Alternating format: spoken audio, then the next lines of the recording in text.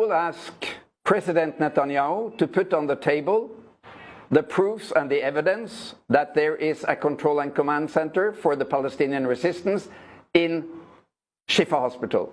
We have heard these claims since 2009.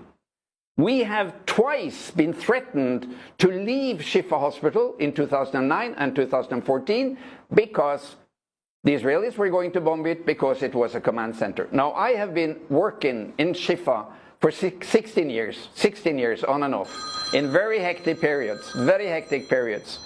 I've been able to walk freely around. I take lots of pictures, I video film. I've been sleeping in the hospital during bombardment. I've been all over. I've never been restricted, controlled. Nobody has ever controlled my picture and documentation material.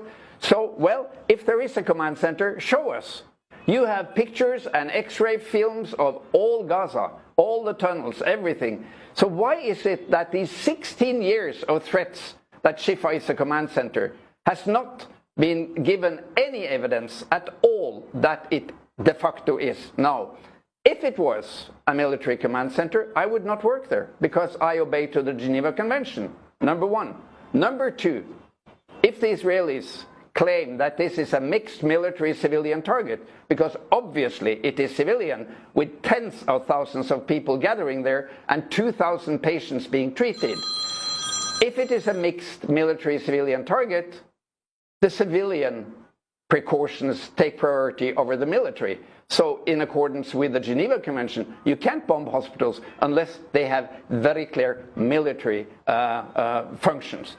So to me, this is all part of this immense intimidation of the Palestinian people in Gaza.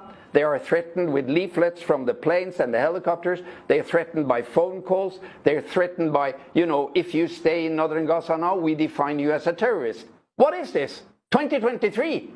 2.5 million, 2.2 million people, civilian, unarmed people being killed.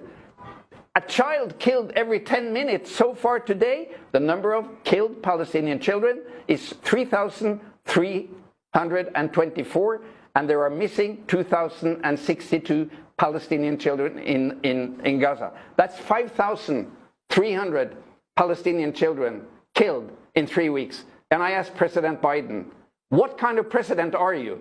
And the vice president, do you have children?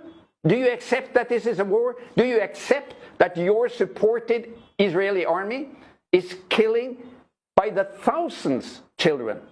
For heaven's sake, let's have a ceasefire. Let's lift the siege of Gaza. Let's let in supplies and international teams to work. My colleagues are overburdened. They have worked night and day for 3 weeks now. This has to stop. I don't need to use the word genocide. It's enough to say mass murder of civilians. It has